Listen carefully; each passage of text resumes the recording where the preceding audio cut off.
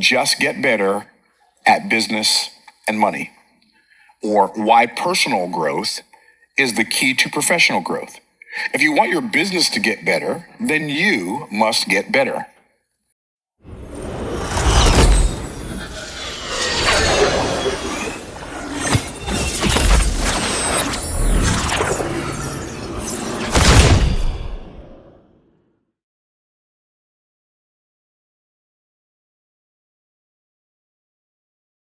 If you want to make more money, then you must become more valuable. And by the way, that doesn't mean you think you're more valuable. It means you actually become more valuable to people in the marketplace, not eyes and by your own estimation. And then if you want to produce bigger results, then you must have a bigger impact. It's so interesting how many people will seek to be impressive, but while they're seeking to be impressive, they fail to be impactful. Whereas if you focus on being impactful, you get both. But if you focus on being impressive, you get neither. There are 3 areas in which you must grow, and I believe that one of the most important things we can learn about personal growth is this. Before I talk about personal growth, one of the most important things we can learn about personal growth is this. There is no there. There is no there. What does that mean? It means, like the Apostle Paul said, I count not myself to have apprehended, but I press toward the mark of the high calling of God in Christ Jesus. Therefore, this one thing I do. There's no there. What does that mean? That means there's no place that when you arrive, you will finally have arrived. There's no destination other than the journey, because the journey itself is the destination, which means that personal growth, to me at least, means that you are in a state of perpetual improvement, perpetual transformation. Like growth implies transformation.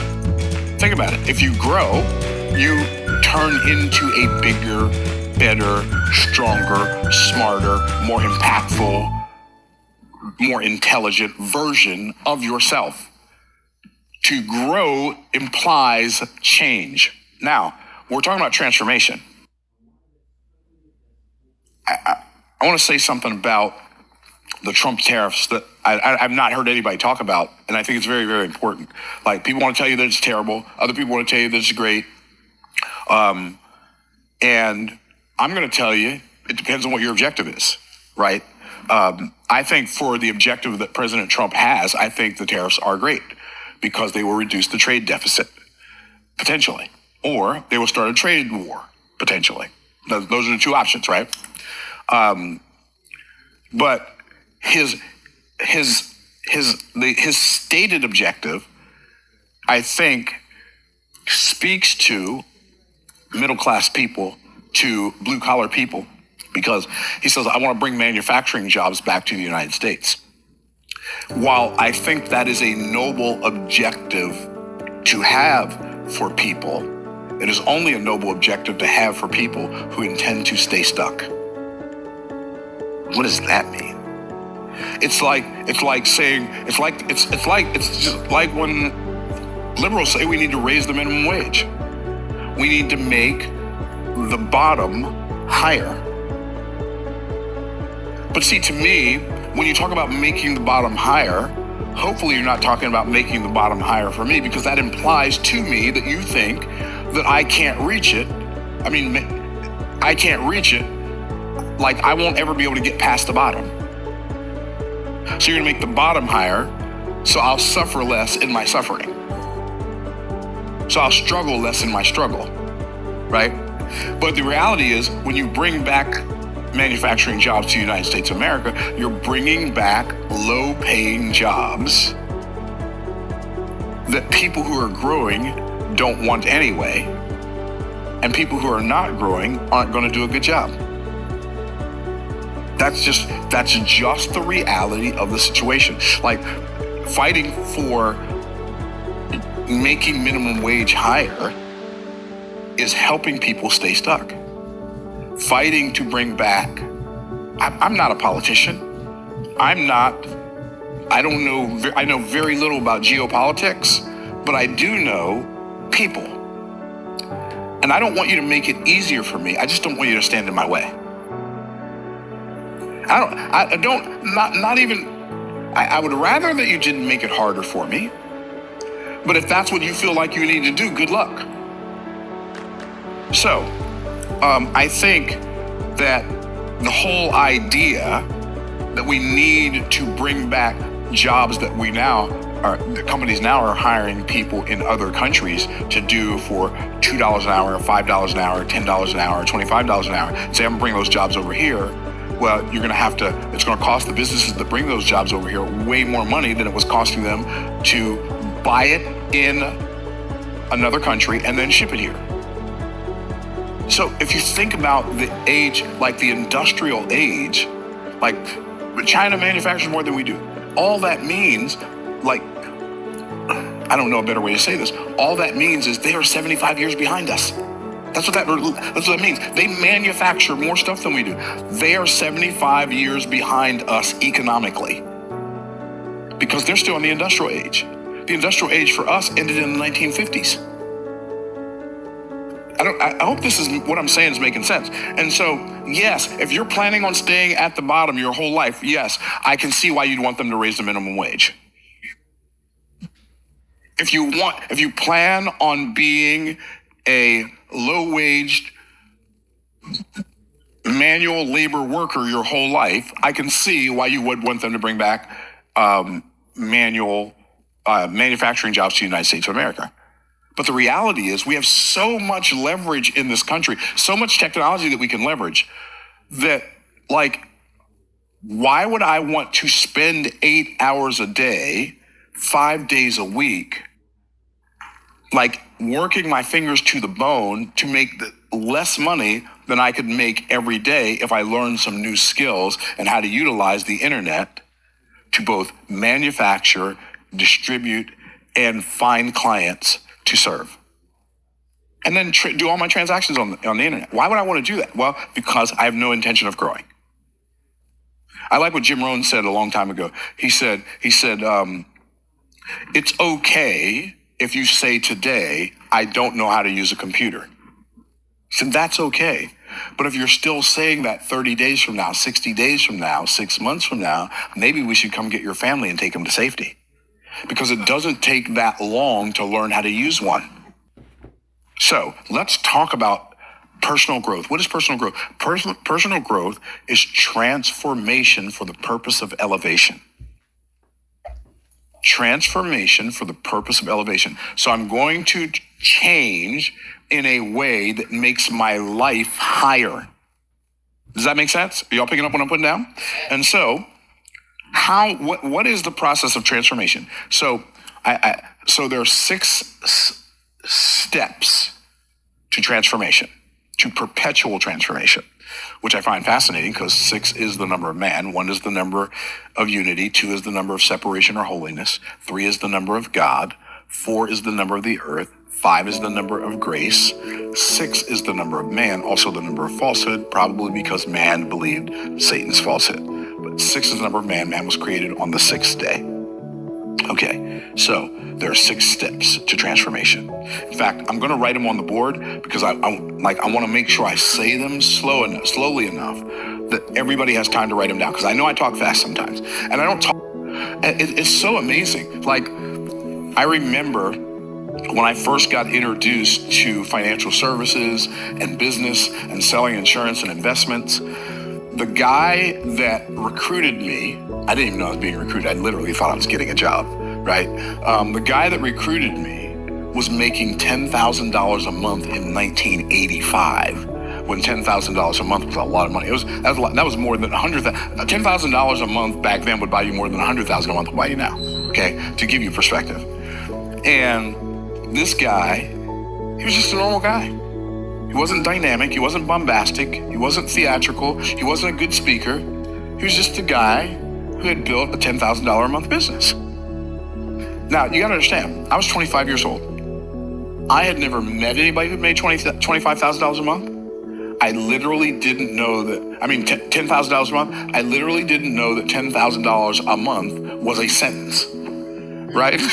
Like that people actually said, like people, I didn't know that professional athletes or actors made 10,000. Like 10,000 was more than I made in a year back then, right? So if that gives you any perspective. And so, but I became aware of the fact that 10,000 a month was possible. But I also became aware that not only was it possible, it was doable because I knew someone personally who was doing it. Like, wait, what? $10,000 a month? You can make $10,000 in a month? Oh, I became aware. Now, once you become aware, and maybe it's for you, it's not 10,000 a month, but there's maybe it's losing weight. Maybe it's whatever your objective is, to get healthier. Maybe it's to lower your blood pressure. Like I was just sharing with folks in my studio this morning, like in the last couple of days, I've lowered my top number by more than 20 points, my bottom number by 10 points in the last couple of days, right?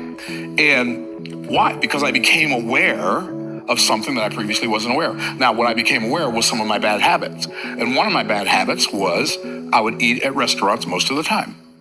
Like I would eat restaurant food, even at home. Even if I ate at home, either me or my wife would go to a restaurant, get food and bring it home. Why? Because there's no preparation, there's no cleanup, there's no, all the stuff that you got to deal with.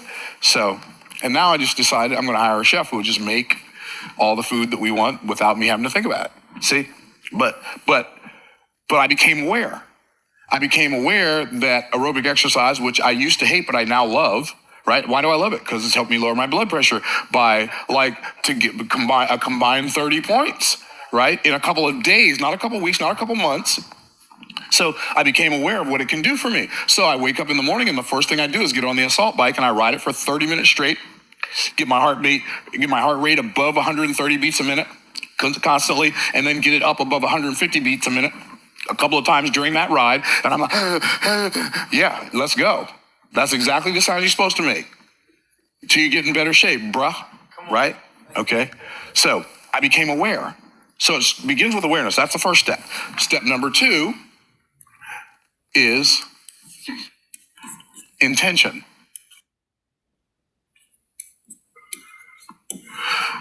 Awareness and intention.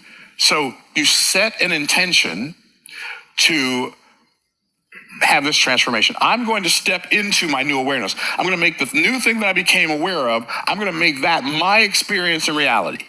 Now, I know people say you can create your own reality, but you can't. But what you can create is you can create your own experience in reality, right? Because you don't get to change reality, but you do get to change your experience. Are y'all tracking?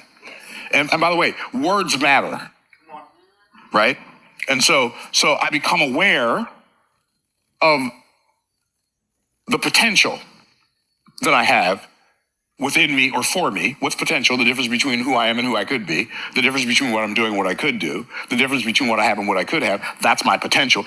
Potential is by its very nature a gap. And so my awareness in the gap of what I could be, who I could be, what I could be doing, and what I could have, all of a sudden there's a light shown on it.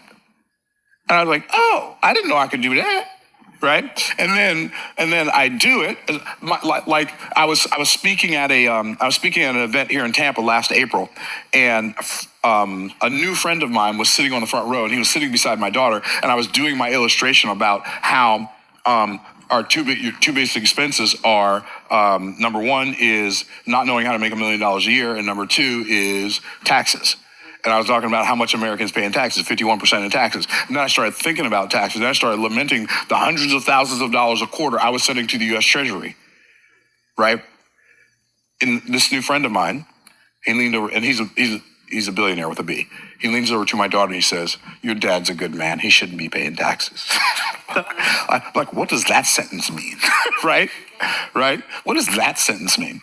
And then I'm talking a little bit longer. He leans over to her and says, I'm going to help you, family. You are good people. You're not going to pay taxes anymore. I'm like, okay, that sounds good. I don't know what it means, but at least I became aware of the fact that it exists. I actually became aware of it the first time when Donald Trump was running for president in 2016. And he said, the person interviewing said, you made $400 million last year. You didn't pay anything in taxes. How do you explain that? He said, because I'm smart. Right. And I said, I want to be that smart. That was a lot of people were mad. I wasn't mad. I was just dumbfounded. Like, how do you do that? Well, guess what? Like, I paid taxes in 2023, like a lot. I was getting ready to pay my last tax payment for 2023 in October of 2024, because if you have a business, to like use your money as long as you can before you hand it over, right? Is what you do, right? Isn't that what happens before you hand it over?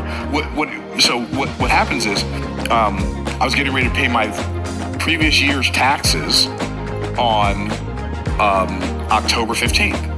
That check was $534,000. That's the balance that I had left after already paying them hundreds of thousands of dollars. I had a $534,000 bill left. I was getting ready to write the check. My tax strategist called me and said, don't write that check. He had been working on my taxes. He and my CPA had been working on my taxes for a couple months. Don't write that check. I think I might be able to get you a refund. A what? A refund. I had not gotten a tax refund since 1995. And now you're talking to me about getting a refund? I don't even know. I don't even know. I'm not even sure I remember what that word means. And then he told me how much it was, and it was multiple six figures. I'll just say that. I'm like, what are you talking about, bro? Right, but that's what I said. How? Right? Okay, we're going. So, and I know that y'all want to know how, but I have to be theatrical and I have to do my thing my way. So y'all just gonna have to wait. You're gonna have to wait on it, brother. Okay, so I said, okay, I'm not going to write the check. But I'll be honest with you, I wasn't fully, like, you know how when you first start flying and you're not comfortable, you don't put all your weight down? I wasn't putting all my weight down on don't write that check. I certainly wasn't putting all my weight down on you might get a refund. I believed him because he's not a liar, but it didn't make sense to me because I had never experienced it. And he said, in 6 weeks, this money will be in your account. And 6 weeks went by and the money was not in my account. And then 6 weeks and 1 day, still no money. 6 weeks, 2 days, no money. 7 weeks, no money. About 7 weeks and 2 days in, bing, the money hits my account. But the amount was not what he told me it was. It was literally like hundreds of thousands of dollars more. Yeah. I'm like, what just happened? Well, what happened was we got the benefits of all the real estate that we already own. Cost segregation, bonus depreciation, accelerated depreciation, all this stuff, plus our regular business expenses. And so we literally got back all the money that we paid in taxes for 2023. And I was in the process of buying some more real estate last year. He said, if you buy this property, I'll be able to get all the money you paid this year back again. And then if you just keep accumulating real estate, you'll never have to pay taxes again. Praise the Lord. Yes, hallelujah. So I became aware, I set my intention, and then 3 is you have to make a decision. Now, a decision is not the same as a choice. You can tell them they can come in. It's fine. Okay, cool. So a decision is not the same as a choice. A decision comes from the Latin root. By the way, did you notice this word spells aid, right? It'll aid you in your transformation. These letters spell aid. Okay, so decide comes from the Latin root de, which means of or from, and then side, which means to cut. So when you decide something, you cut yourself off from any other possibility. So a decision is not a choice. A decision is actually a covenant that you make with yourself, where you'd rather die and keep your word to yourself than live and break it. See, most people that you will meet in your whole life have very, very weak and atrophied decision-making muscles. They make a lot of choices, but almost no decisions. When you decide, it's not like, I'm going to try. A try is a lie. You're going to try, but I'm lying. I'm going to try. I'm going to try. I'm going to try. Like, the word try literally just, it's like fingernails on a chalkboard to me. What are you trying to do? I'm not trying to do anything. I'm either doing it or I'm not doing it. So you make a decision. You don't make a choice, you make a decision. Once you make that decision, now we're moving and grooving. It requires, number 4 is discipline. What's discipline? Discipline is and by the way, even before I tell you about discipline, I'm going to give you exhibit 3:1. Okay. And that is disruption always follows intention. So when you set a new intention, the first thing that's going to show up is a disruption. What does that mean? That means when I make a decision to do something good, the first thing that shows up is something hard, something difficult, something bad. When I make a real decision, why? Because it's been sent to either, depends on who we receive it from, it's been sent to strengthen us, or it's been sent to weaken us. What does that mean? That means that God ordained that the enemy attempt to weaken you with what he intends to strengthen you. What does that mean? Okay. So God gives us promises. These promises he puts in front of us. He didn't put them off to the side. He didn't put them up here. If you do this, you can expect this. So guess what the enemy does? The enemy comes and he says, well, I'm going to bring you like to promise? Oh, I'm going to show you a promise, Thomas. Sorry. I'll show you a promise. And he comes and brings a problem. He didn't put the problem over here, didn't put it up here, didn't put it back here behind. He says, wow. And we start freaking out, right? And the enemy puts the promise here to distract us from the promise, because he wants us to focus on the problem as if the promise wasn't there. So why would God ordain that the enemy bring us a problem and put it here? Because God wants to show us that we can learn. What's the word I just used? We can learn to look through the problem. We don't even need the problem to move. We can learn to look through the problem and see the promise, and learn to focus on the promise as if the problem weren't there. It'll change the game. Disruption always follows intention. It always has, it always will. It's not going to, like that. This principle is not going to stop happening because you don't like it. Hey, it's so hard. Deal with it, baby. Okay. So you have to have discipline because disruption always follows intention. Okay. Then after you make a decision, this is all the introduction, by the way. No, I'm serious. So after discipline, the next thing you need, number 5, is recognition. Take time to notice your progress. Take time to acknowledge your progress. How do I know this is a principle for high achievement? Because God did it in Genesis chapter 1. And God said, and it was so. And God saw that it was good. And then God said again, and what happened? It was so. And then what happened? God saw that it was good. See, one of the biggest problems people have is they don't take inventory of their own wins, and they don't recognize their wins. Learn to recognize the wins that you have. We recognize like the difficulties, the challenges, the battles, but then we ignore the wins. Oh, well, that was only this, and then we minimize it. Don't minimize it, recognize it. And then lastly, in transformation, 4 comes right after 5, Myron. Okay. Can you spell, bro? Okay. Okay. Is celebration. Learn to celebrate your wins. It'll make you desire to have them. I remember back in the days when me and my wife, bless her heart, when we were pitiful poor. You say, Myron, what's pitiful poor? That's when you're so poor that poor people feel sorry for you. Okay. And so what I did back in those days is I would buy old raggedy cars, and I'd put a transmission in it, or do some body work on it, or put an engine in it, or fix something that was wrong with it. And then I'd put it in the paper and sell it for a few $100s more than I bought it for. And then every time we sold a car, we'd go celebrate. We'd go shopping at AmVets or Goodwill. That's how we celebrated. Well, one of these trips where we went, well, that wasn't even for that. That was a different celebration. One time when I went to Goodwill, because I used to do a lot of shopping at Goodwill. I'm just keeping it real, because a lot of rich people give their stuff to Goodwill and Salvation Army. When I'm done with stuff, I give it to Goodwill, Salvation Army, like homeless shelters. Like, I'm happy for them to go make money. Anyway, plus, by the way, you get a write-off on it. I don't know if y'all knew that or not. They'll actually give you a receipt for the actual value, and you can write that off. Um, so,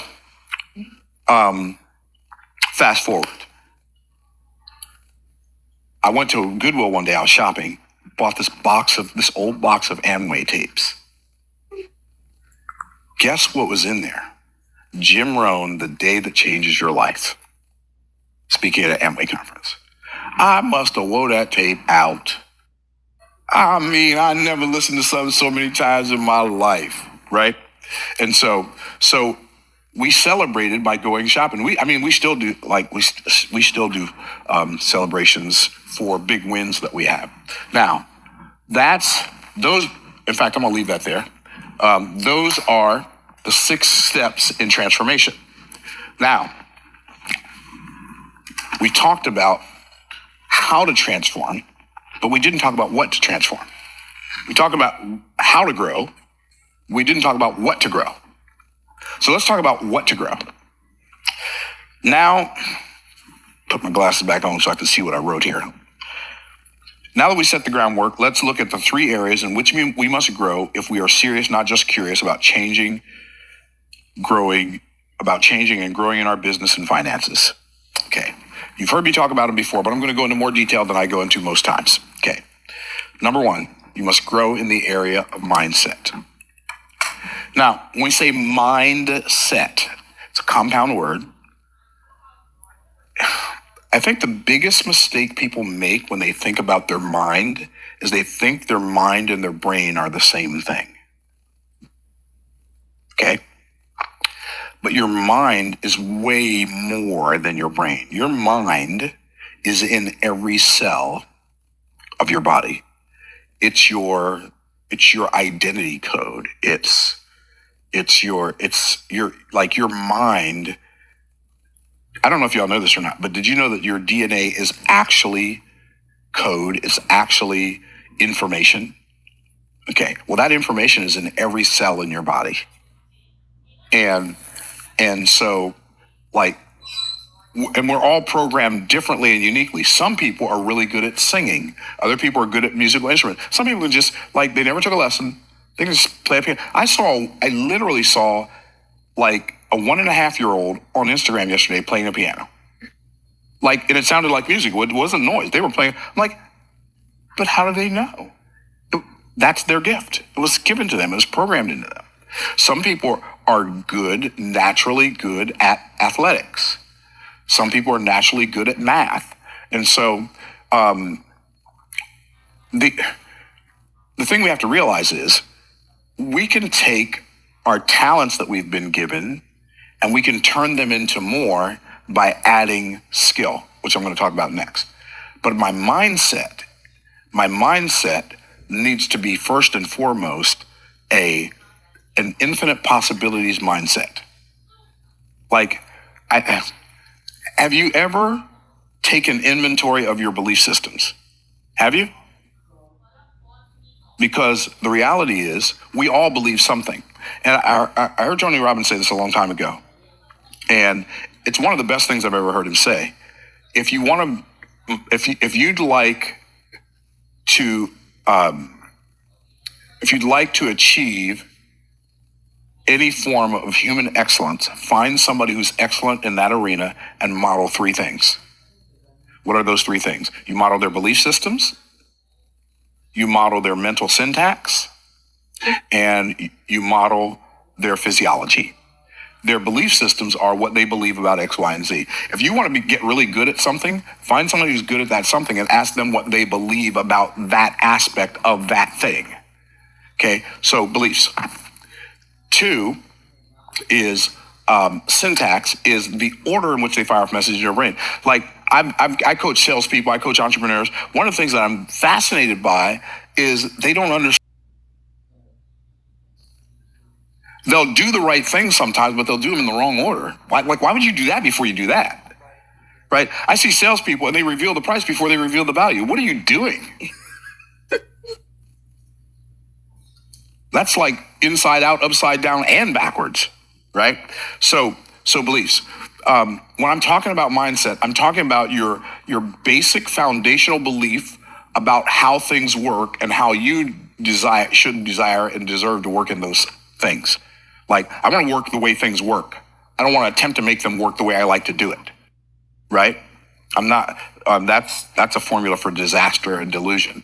And so, but I think the most important aspect of your mindset when it comes to just doing better in business and finance is to have an empowered expectation. Most people's expectation is so disempowered that it's a wonder they can do anything. Most people believe more in their limitations than they do in their leverage. Most people believe more in their inabilities than they do their infinite abilities. And it doesn't make sense to me.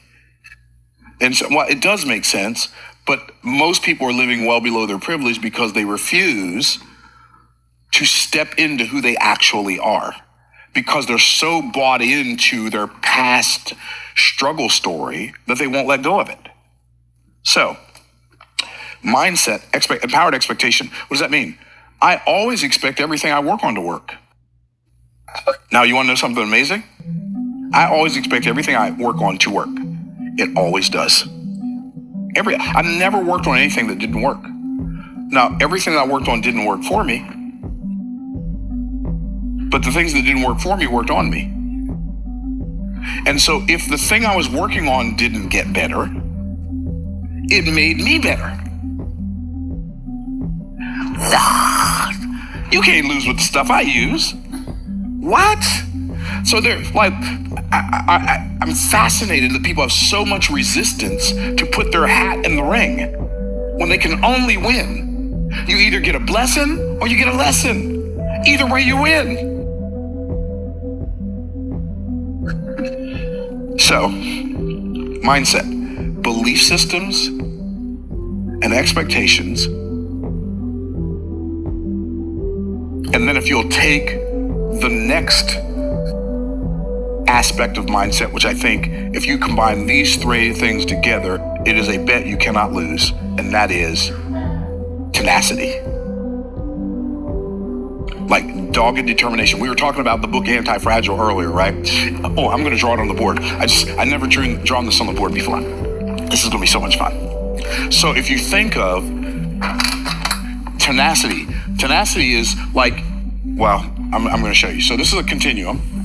So if fragile is over here, most people would think that the opposite of fragile would be strong, right? But the opposite of fragile is not strong. Strong on this continuum would be, strong would be in the middle, right? And the opposite of fragile would be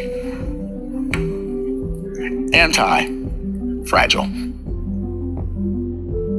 Now, what does that mean? The opposite of fragile would be anti-fragile. So if you think about fragile means it's easily broken.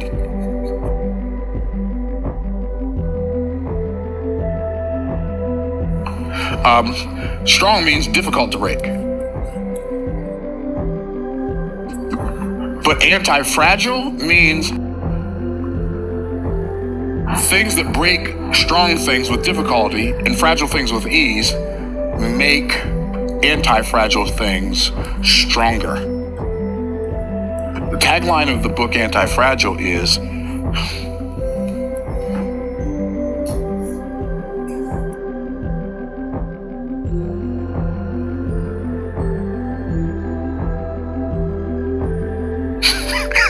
that's so good. I'm such an artist. Okay. Sorry.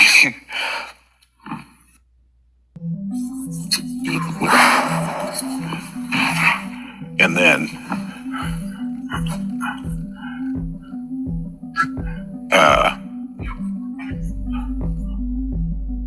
okay, the same wind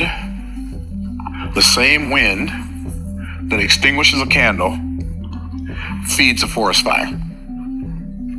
So how can I become so tenacious that the same things that break fragile people easily, strong people with difficulty, those same things make me stronger? That's the mindset. Okay, so mindset, skill set. in personal growth, I think in personal growth for the purpose of business and finance, skill set that are absolutely required, there are 3 of them. Sales skill sets. You must learn to sell. Most people don't like sales. So, what do you think about that? Most people don't like sales. I'd say a good 95% of the people hate selling. Now, let me ask you a question.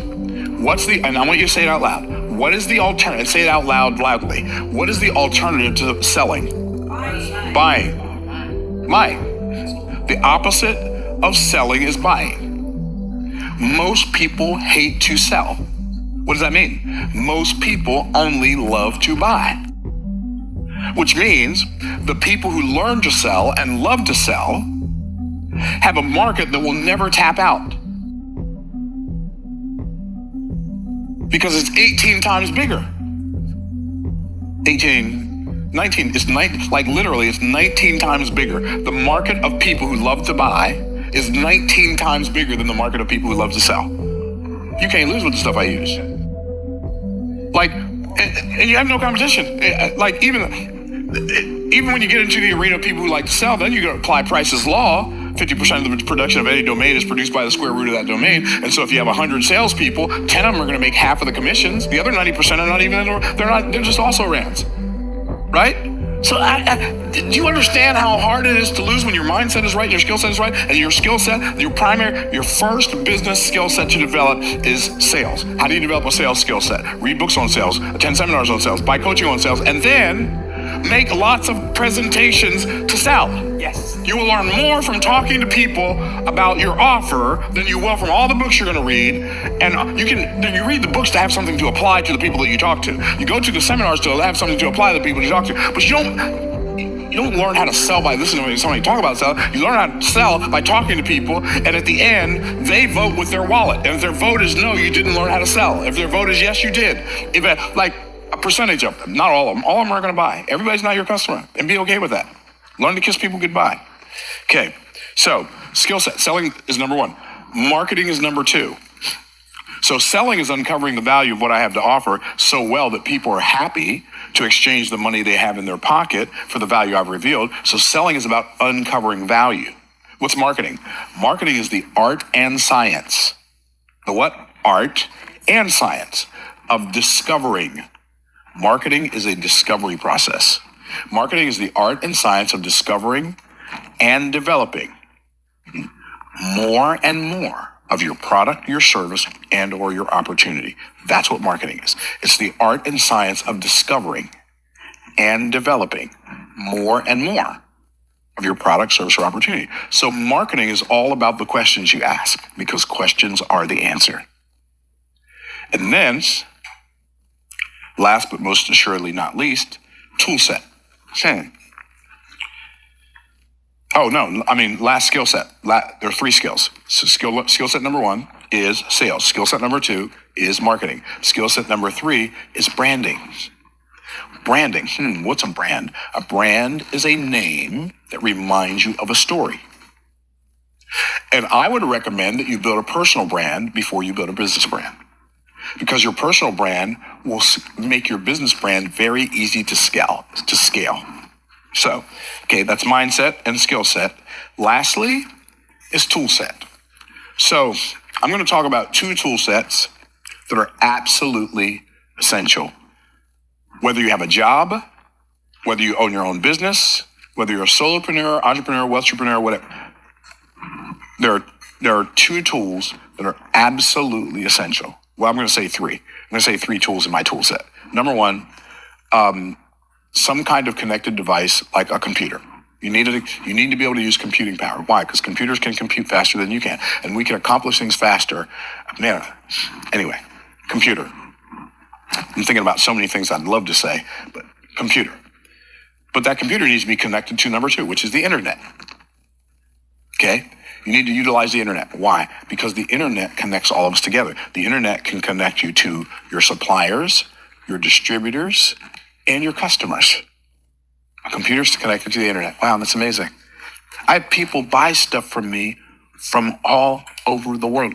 Places I've never been, I've made thousands upon thousands upon thousands of dollars from places I've never been and places I'll never go. Why? Because I have a computer connected to the internet that has me talking on it on different platforms and then places for people to come buy stuff. The last one I'm going to talk about, everybody hear me and hear me well. Artificial intelligence, it's not going anywhere. If you don't learn to use it, you will be going somewhere. And where you end up, you won't like it. Use artificial intelligence to help you do the work you already do in your business, at your job, at your church, in your ministry, in your family. Use artificial intelligence. If you're not using AI, AI is not going to replace you. Someone who's using AI is going to replace you.